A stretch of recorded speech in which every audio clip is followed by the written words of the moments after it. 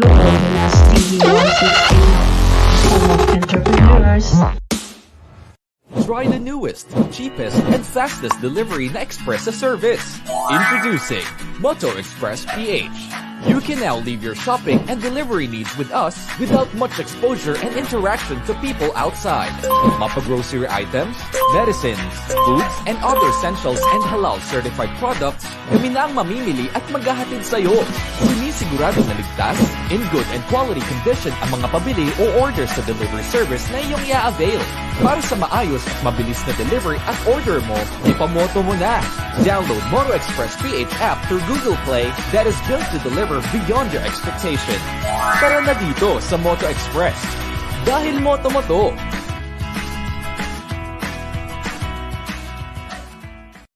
Are you craving for some milk tea and donuts but you're watching your diet? Good news! You can now enjoy a healthier and superbly delicious keto milk tea and donuts here at Winkle Milk Tea and Winkle Donut. Has fewer calories, so it's good for the health and diet conscious and controlling weight. Why choose Winkle Milk Tea and Winkle Donut? The first halal certified milk Winkle Teas and Winkle Donut in the Philippines. The first healthy keto milk tea franchise in the Philippines. FDA approved.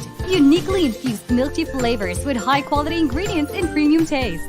And if you want a healthy and refreshing franchise opportunity, a competitive healthy blended milk tea and donut franchise awaits you. We have business opportunity options you can choose from. Online seller, micro franchise, unit franchise, master franchise, international franchise. Order via our Facebook page, Winkle Tea and Winkle Donut, or contact 0995-551-4380 to experience this happiness in a box with your favorite Winkle Milk Tea and Winkle Donut.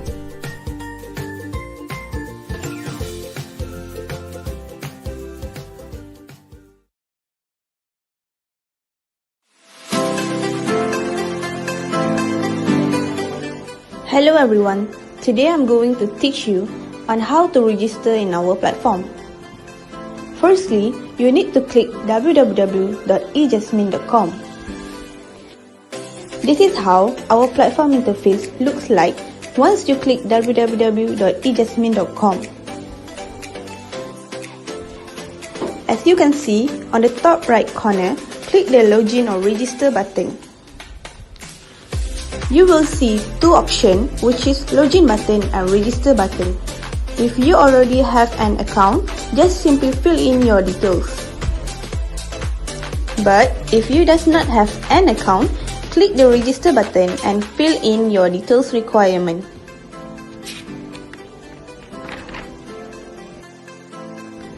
If you are interested for becoming a vendor, you can click become a vendor button below. For vendor registration, you need to complete the details requirement. If you have Halal certificate, you need to upload it on this section. Last but not least, once you have completed all the detail requirements, just click the register button. Thank you.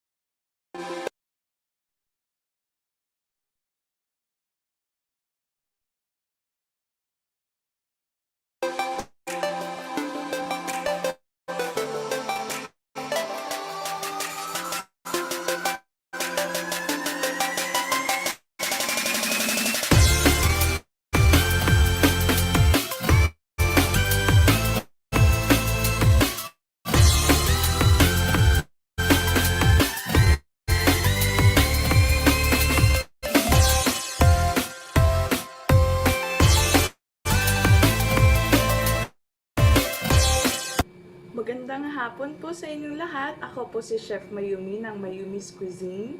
So for today, actually, I'm going to show you on how to make arroz valenciana or paella, paella, whatever goes. Yeah. So we're gonna make that one, and I'm going to show you on how to make the Spanish traditional paella. Okay, so please stay tuned and stay with me. Okay. So guys, what is paella? Actually, it is a traditional dish in Spain, and paella means a frying pan, technically. And actually, I will be discussing to you the ingredients that we are going to use for. So here are the ingredients that we are going to use for today. Yes. So first,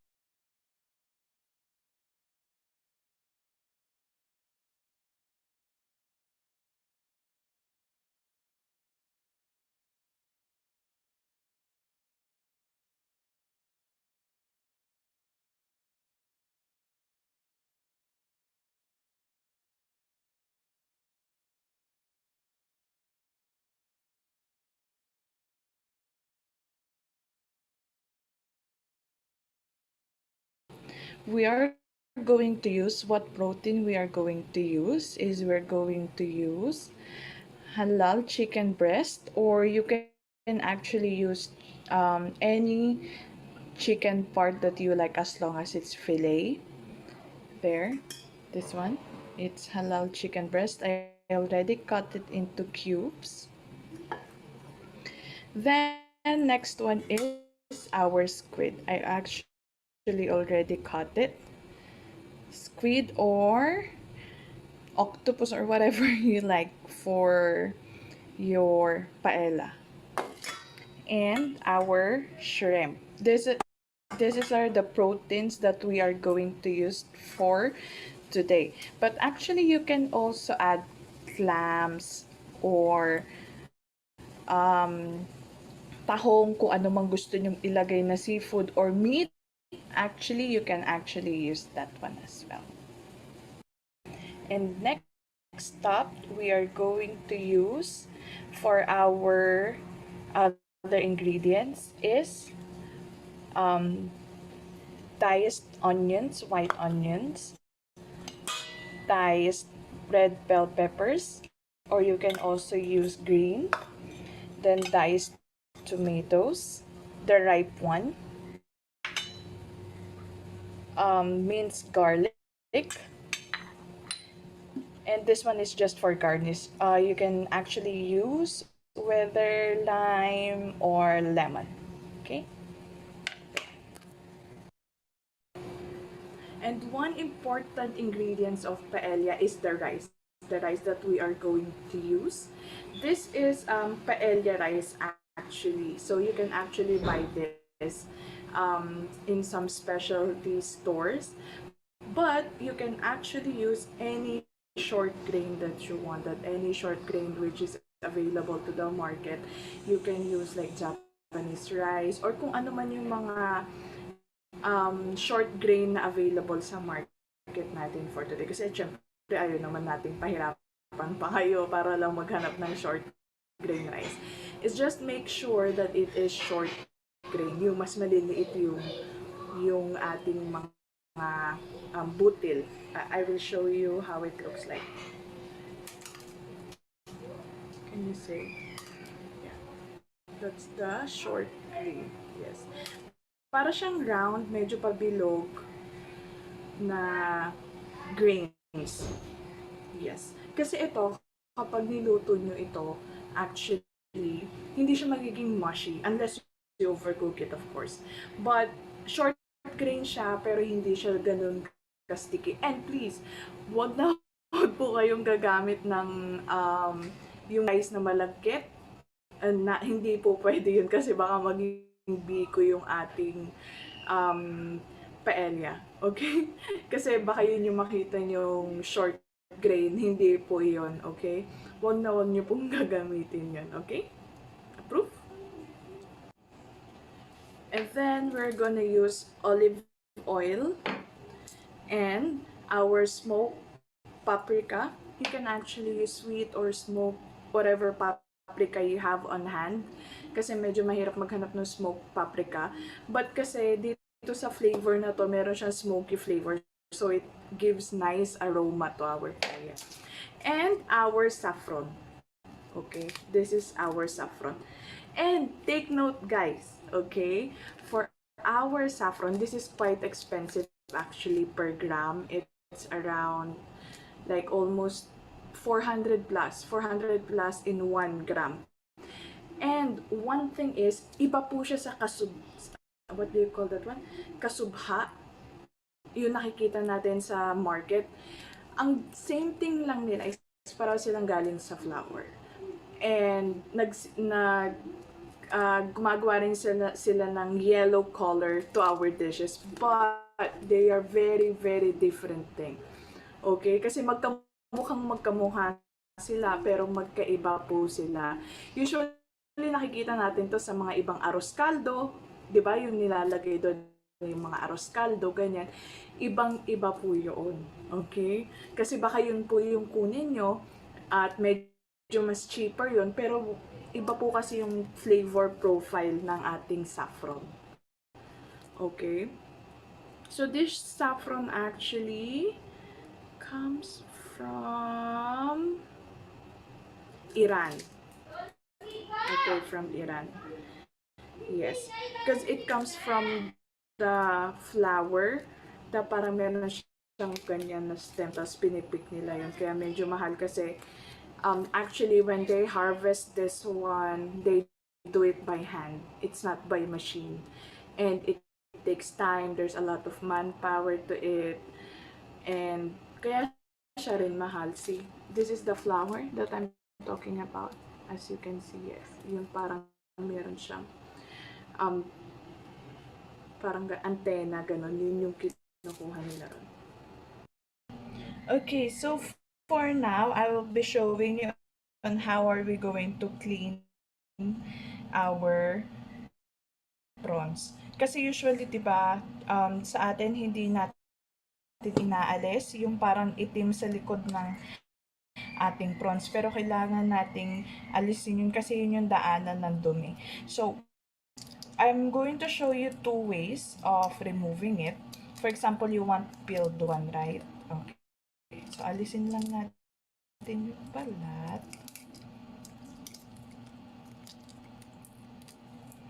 Okay.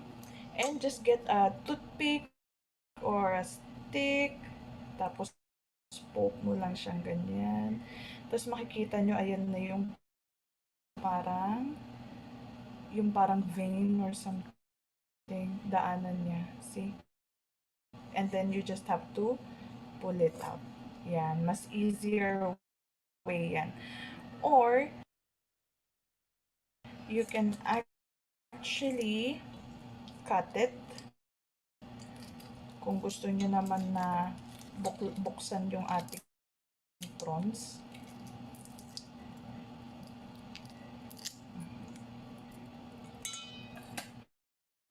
Yes, pwede natin siyang buksan. There, ayan, makikita niyo yung parang dumi niya. Pwede na nating alisin yan. Ayan. So, kung alin yung mas easier sa inyo guys, kung mas madali ba sa inyo na gagamitan ng stick or gagamitin ng kutsilyo. Right? Yan. So, alisin lang natin ito guys. So, I will be using the stick one kasi for me, it's easier for our stick. See? Ayan na siya kagad. Tanggal na. Ayan. Diba? So, tanggal lang natin yung iba pang balat.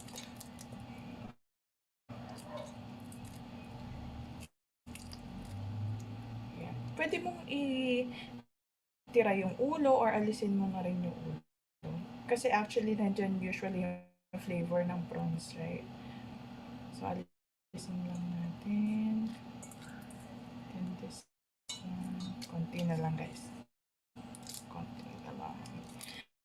So, kahit anong seafood pwede nyo gamitin sa paella. Depende. Kung allergic naman kayo sa seafood, then pwede rin naman na tanggalin nyo. Or pwede nyo naman siyang gawing vegetarian. Right? You just have to put the vegetables on making your paella. No need to add any protein. I mean like seafood or meat. Yeah. There.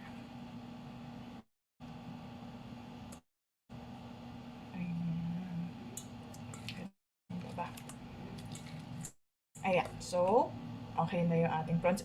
And take note, guys.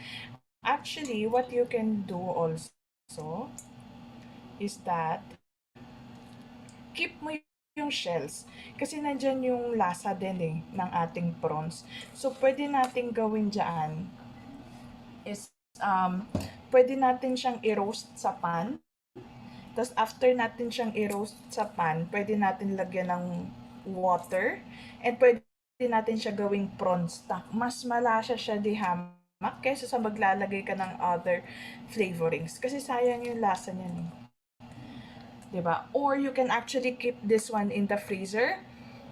And then, lutuin mo na lang siya or gawin mo na lang siyang stock kapag may time ka na or maybe baka nagmamadali ka. So, okay guys, napakita ko na sa inyo kung paano linisin ng ating prawns. And just a quick recap. Huwag niyo itatapon yung shells kasi talagang magagamit niyo siya. For example, magluluto kayo ng sotanghon or yung mga soup based with prawns, you can actually use the shells to make stock. Diba? Parang mas malasa ang ating soup or whatever you wanted to use with. And here's actually yung prawn stock na ginawa ko before. Tignan mo, meron talaga siyang orange colors because of the shells na ginamit ko. Basta ang kailangan mo lang gawin is i-roast mo, lagyan mo lang ng konting oil yung pan. I-roast mo yung ating prawn shells until it's brown. Not brown, like orange toasted color. And then after that, lagyan mo lang siya ng water, let it simmer for about 30 minutes, and then i-crush mo lang siya. That's it. And then you just have to strain it. Meron ka ng prawn stock. Sobrang malasa siya. And if you're not gonna use the prawn stock immediately, you can actually store it in your freezer, or you can actually store it in your chiller for 2 to 3 days. Okay, bago siya masira. Okay. So, ayan guys. So, lutuin na natin ang ating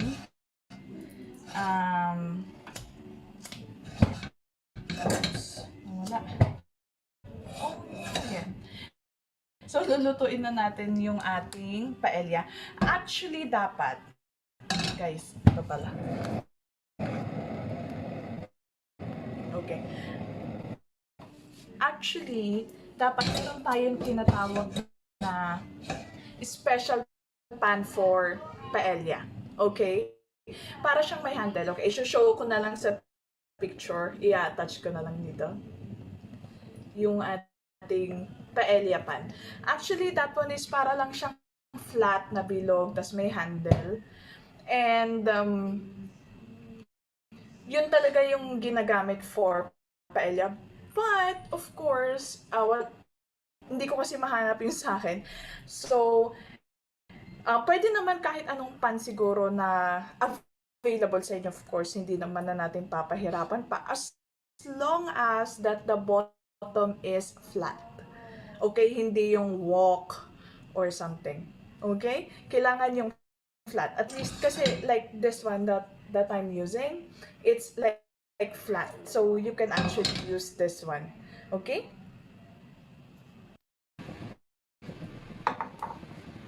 So okay guys. Excuse me. So, kailangan lang natin siya ipainit. Then, kapag mainit na siya, like na ang ating pan, lagyan lang natin siya ng olive oil. Okay, tansyahin nyo na kung gaano karaming olive oil. Medyo damihan natin ng konti. Okay, kasi i-saute na natin yung ating ibang mga ingredients na gagamitin.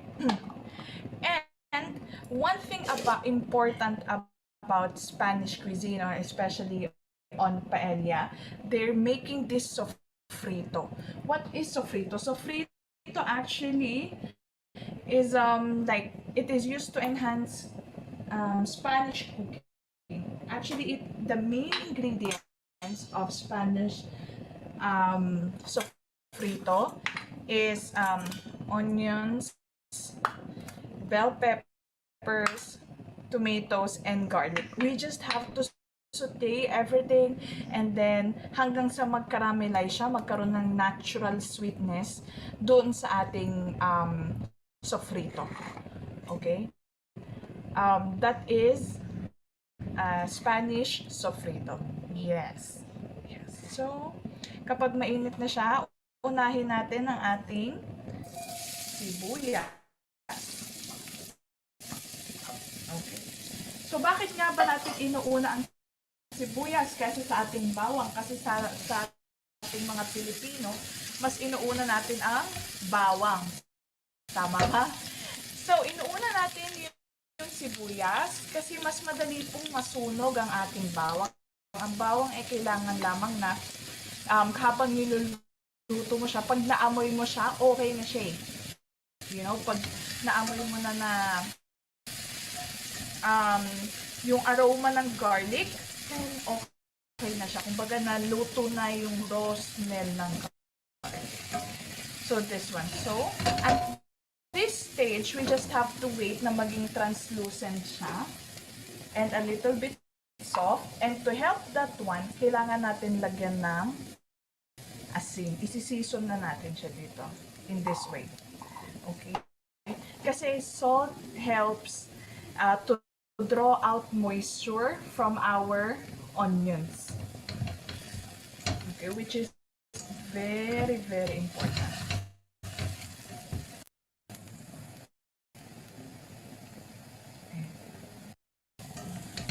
Just haluin lang natin.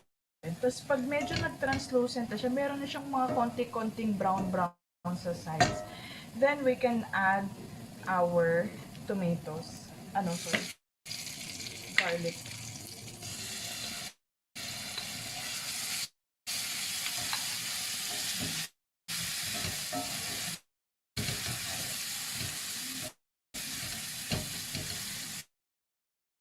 Then once na-amoy na natin yung garlic, nawala na yung raw smell ng garlic, then we can add our tomatoes.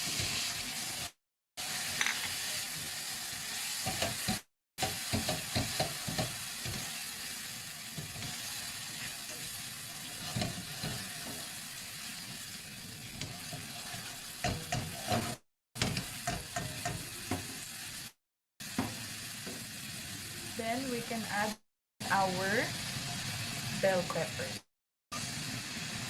Yeah. You can actually use green also, green bell peppers. You can actually use that one as well.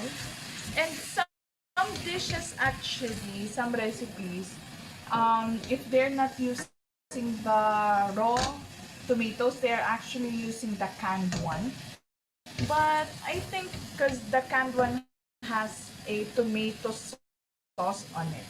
That's the thing. So it has this red intense color. But for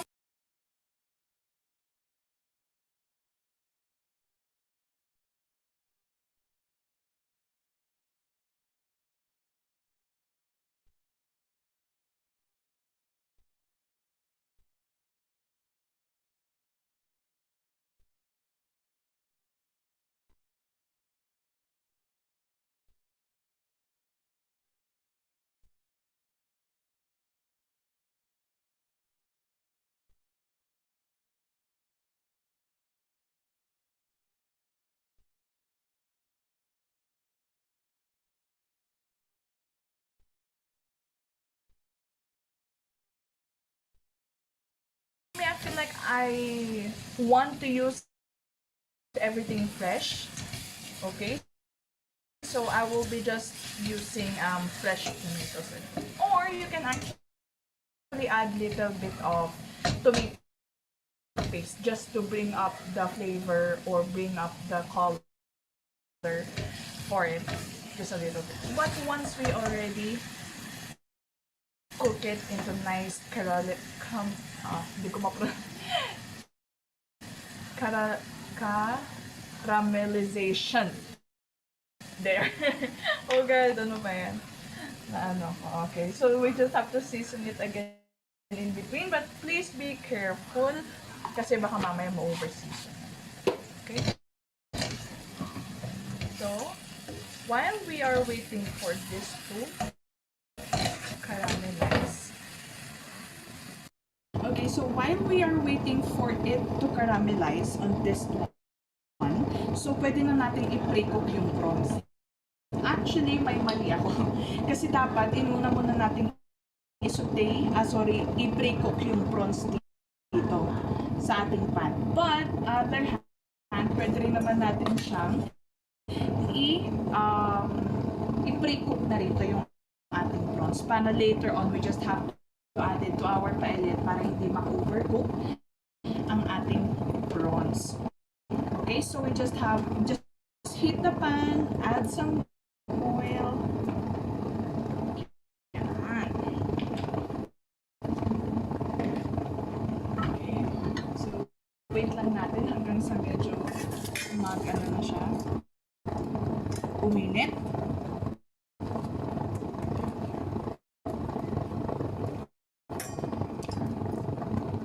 So for our prawns, we can actually season it already with a little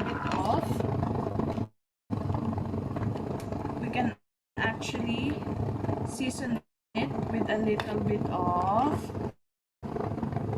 salt and some paprika.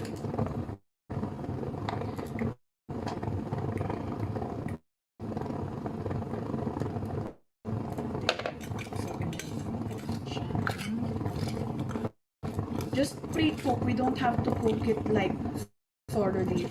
Pre-cook lang natin siya, guys. Okay. So, now it's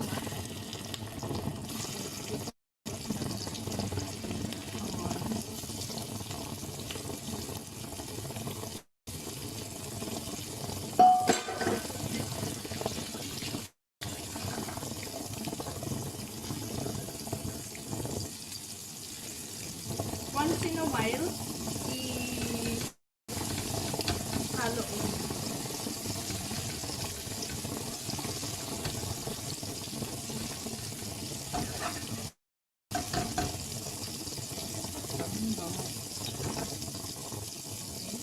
So this one, turn lang natin.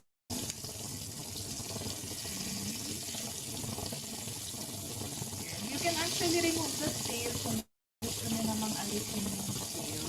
Or you can leave it with skin. With shell. It's up to you guys kung paano yung gusto yung prawn. But for me, nag-use ko na lang yung shells para mas madali siyang kainin. Okay, once nag-turn mo siya sa pink, pwede na natin siyang alisin. Okay, kasi ayaw naman natin siyang lutuin talaga thoroughly. Okay guys, kasi mau-overcook ang ating dilapid prawn. Introduce natin siya na malambot pa. Yan.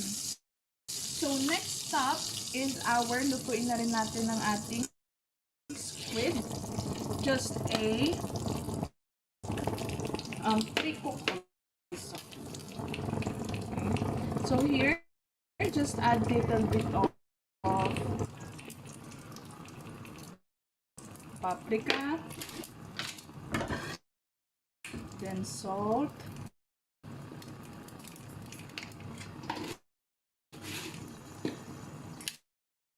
okay.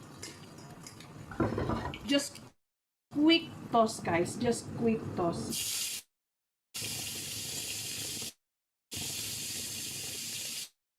Okay, kasi sobrang dali maluto. Kasi sobrang madali maluto ito.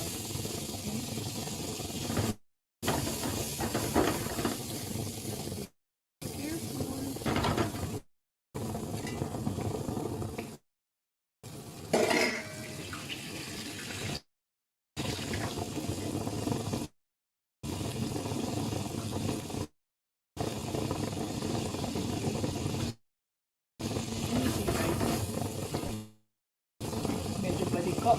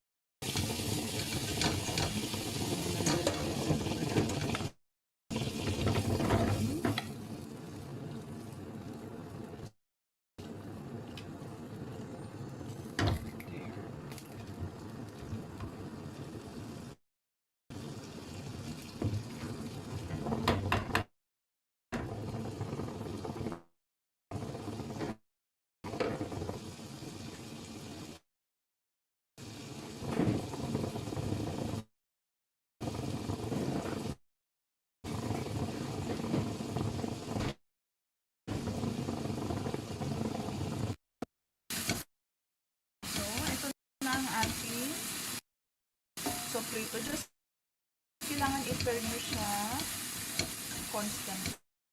Okay, para hindi mag-burn. Then, add tayo ng konting tomato paste para mas vibrant ang color.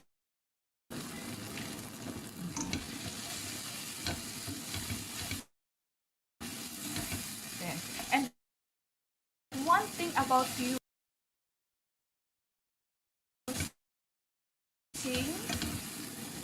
tomato paste, guys, is kailangan i-roast mo siya ng maayos. Okay? Hindi yung raw. Okay? Kasi, one thing is, we have to roast tomato paste is to enhance the color. Okay? To deepen the red color. To remove the acidity from the tomato paste, because we all know tomatoes are a little bit acidic, right? Para maalis ang acidity nito or ma-lessen and to enhance the flavor. Tama ba? Diba? Okay, guys. So, as you can see, nag-deepens na ang ating color for this. Yeah. So actually,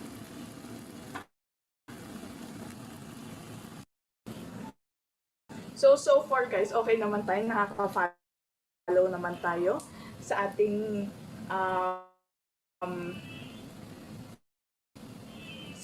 paella. So if you have questions regarding the process, just PM us so I can actually guide you through the process of making paella. So now, we are going to put our rice, okay? So we just have to measure like 2 cups of our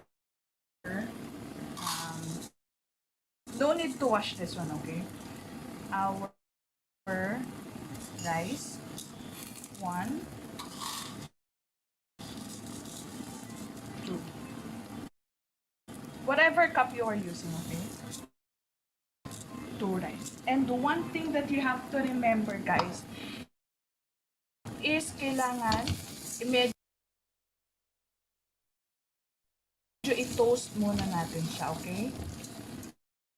I-toast muna natin yung rice bago natin ilagay.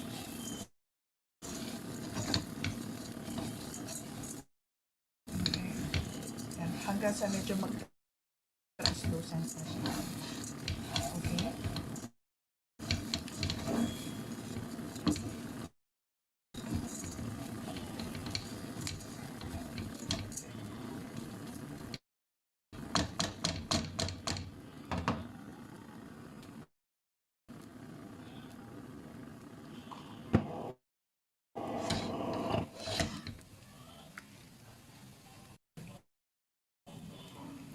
So, okay guys, habang niluluto natin, tinotoast natin yung rice, ibababad natin yung ating saffron sa water kasi kailangan natin makuha yung flavor and yung deepens color.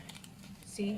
As you can see, pag nahulog na kagad yung ating saffron sa water, nakakaroon na siya kagad na yellow color. Diba? There. And sobrang intense ng flavor ng saffron. Okay, so you don't need much. You just have to wait until it's like the color is a little bit deeper in yellow. Okay? So here's our rice. Namatay na ating maliwagang apoy. So there. So while we are toasting this one,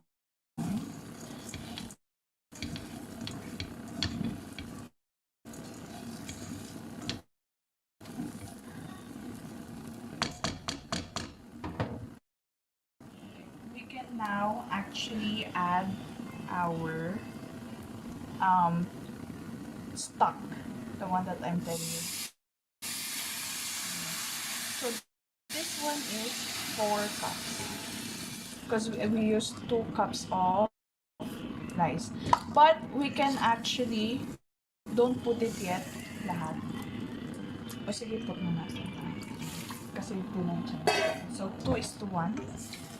Parang ganyan. So, i-mix muna natin siya. Okay. Mix, mix, mix. And then, we'll season it na. Kasi, the thing about this dish, guys, is, habang niluluto natin kasi siya later on, hindi na natin siya pwedeng haluin. Okay? So, paano natin season, right? So, you just have to season it now. Some pepper. And some paprika.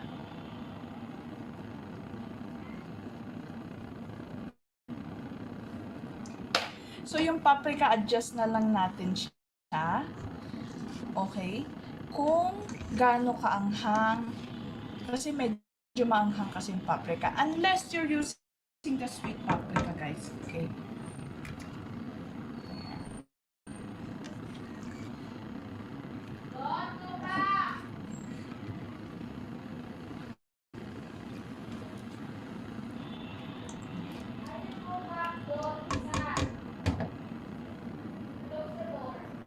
Okay, now.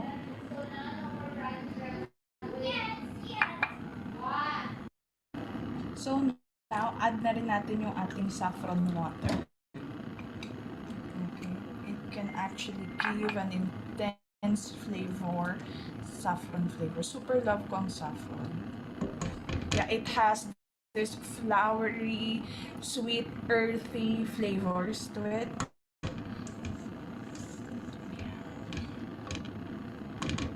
Okay. So, we just have to wait until like makikita natin mamaya na mauubos na yung water niyan.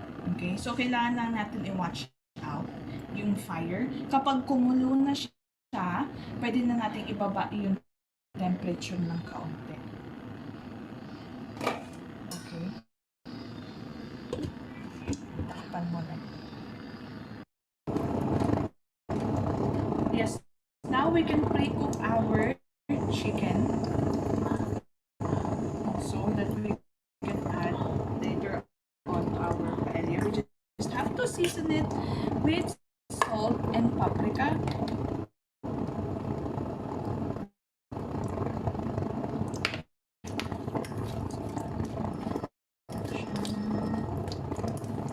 Then kapag mainit na ang ating pan,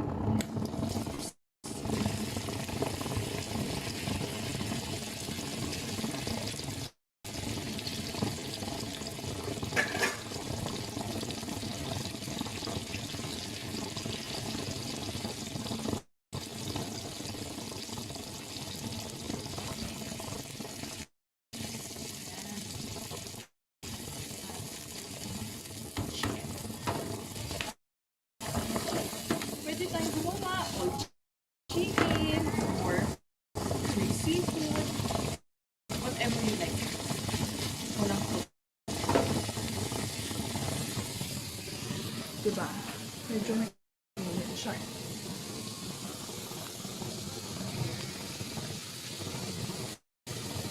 So guys, habang niluluto natin yung chicken and yung rice natin sa paella,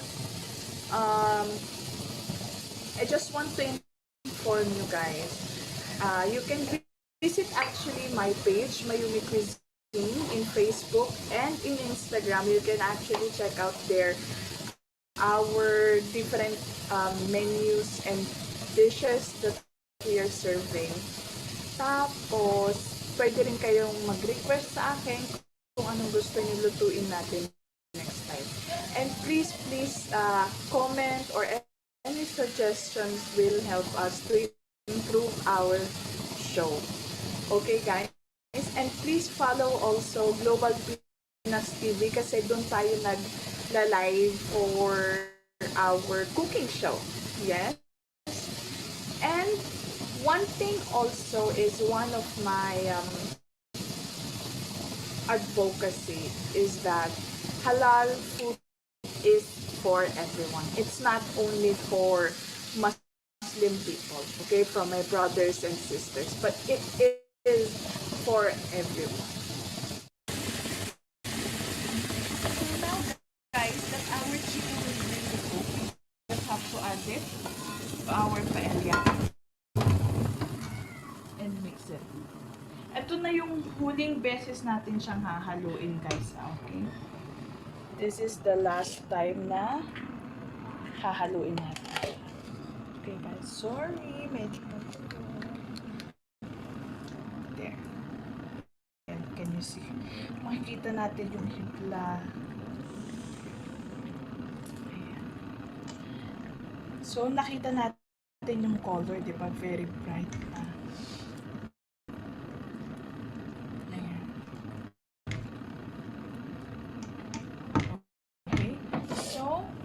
Just have to wait for this one until it's cooked.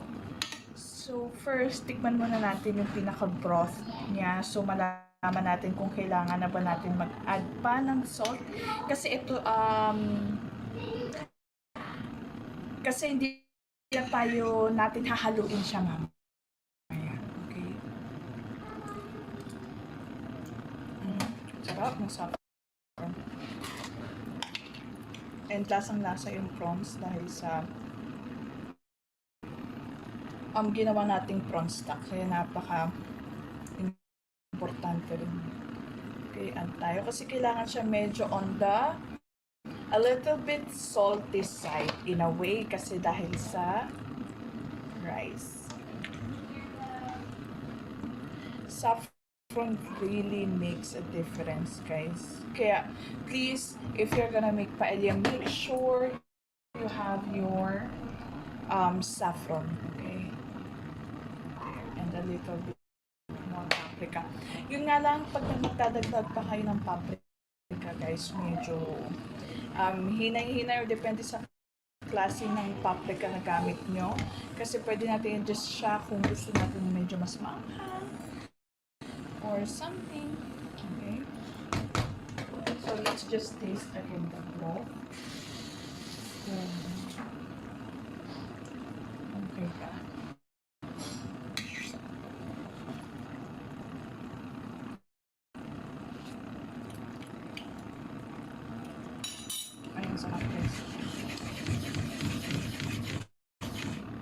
See, you see the rice.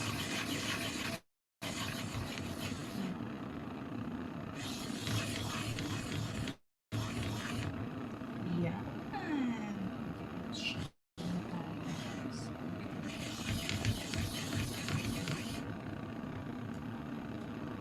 Okay, so takpan lang natin siya. Medyo babaan natin yung ating apoy.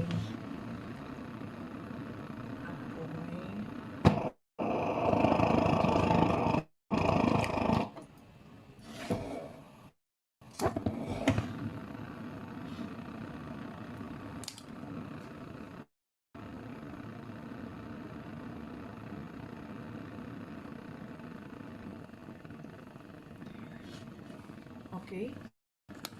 So, yun guys. So, wait lang natin siya hanggang sa medyo madry na yung ating stock doon sa ating paella. And by that time, doon na natin ilalagay yung ating mga seafood or toppings sa ibabaw. Actually, maganda rin sana kung meron tayong tahong. Kaso hindi lang ako nakabili for today ng fresh. Kasi yun nakita ko kasi medyo hindi maganda. So, hindi natin kinuha yun. So, for kung magdadagdag ka naman ng ng um, ng tahong, i-pre-cook mo na rin yung tahong. Okay? And then yung stock nun, pwede mo na rin siyang gamitin as a stock for your paella.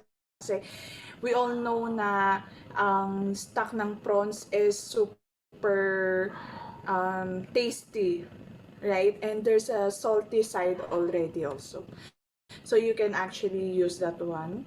And next time maybe we can actually show with tahong or something. Or you can actually use also clams. And one thing also is you can actually add more veg. You can actually add more, you can actually add like asparagus or whatever vegetable you like. Okay, as long as the main ingredients is still there, then it's good.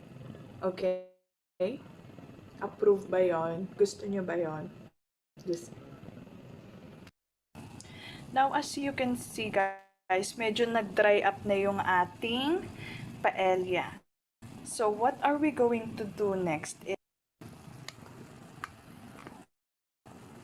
As you can see guys, nag-dry na yung ating paella. So, pwede na nating ilagay sa ibabaw yung ating mga prawns. Ganun. Yan.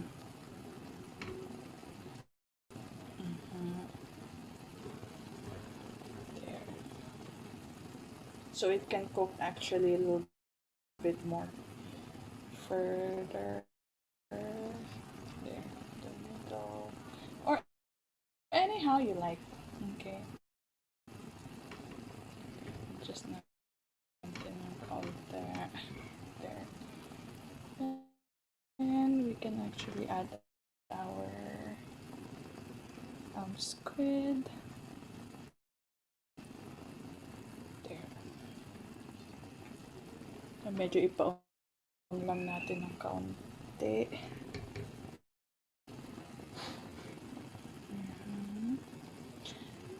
Then, actually, ang isang sa create natin dito, guys, is yung bottom part. Alam mo yung pag nagsasaing ka, di ba, may totong. And that is what you call sokrat. Sokrat in Spanish, na very, very vital sa paella. Yeah. Okay. Just throw it in.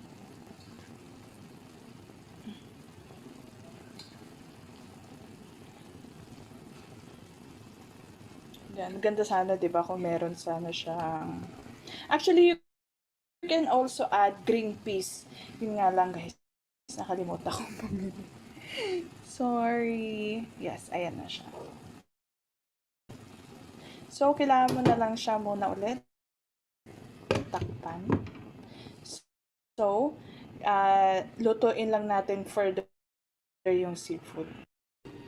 So now, ayan po, pinatay na natin yung ating apoy. So makikita nyo, nag-dry up na yung ating paella. Hindi na natin yan hinalo after natin ilagay lahat. So ngayon,